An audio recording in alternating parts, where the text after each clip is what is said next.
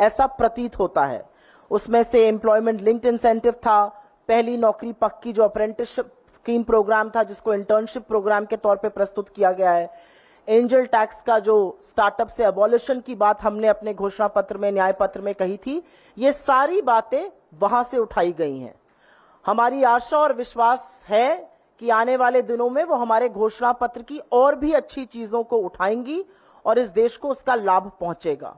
यहां पर मोटे तौर पर 7-8 अंकों में कुछ बातें हैं जो हमारी आशा थी और उस पर इस बजट का रिस्पॉन्स क्या रहा है उसको अंकित कर देते हैं।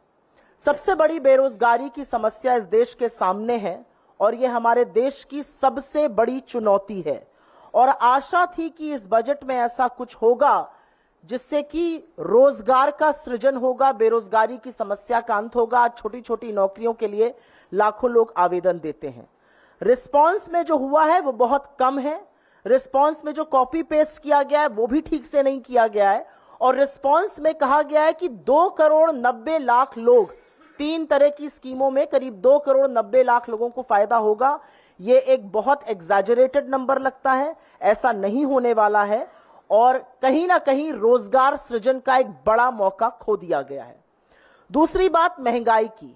यह देश कमर तोड़ महंगाई से जूझ रहा है। आज होलसेल प्राइस इन्फ्लेशन करीब 3.4% है। फूड इन्फ्लेशन की जो लास्ट रीडिंग थी वो 9.5% है और उसके बाद भी इकोनॉमिक सर्वे में 1.7% के एक मैन्युफैक्चरिंग डिफ्लेटर की बात की गई है।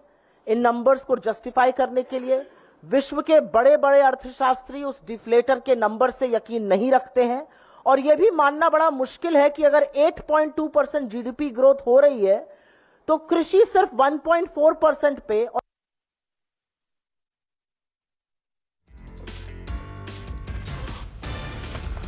तो कांग्रेस मोदी सरकार के इस तीसरे टर्म के पहले बजट पर हमलावर है और लगातार ये कहा जा रहा है कि कांग्रेस के ही मैनिफेस्टो से कई बातें मोदी सरकार ने, निर्मला सीतारमण ने इस बजट में उठाई हैं और आगे भी कुछ और मुद्दों को शामिल करेंगी देश की बेहतरी के लिए।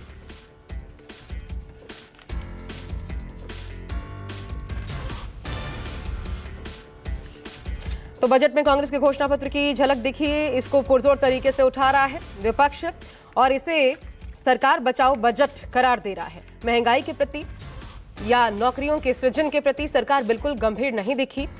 हेल्थ सेक्टर का बिल्कुल ध्यान नहीं दिया गया। तमाम मोर्चों पर विफल करार दिया।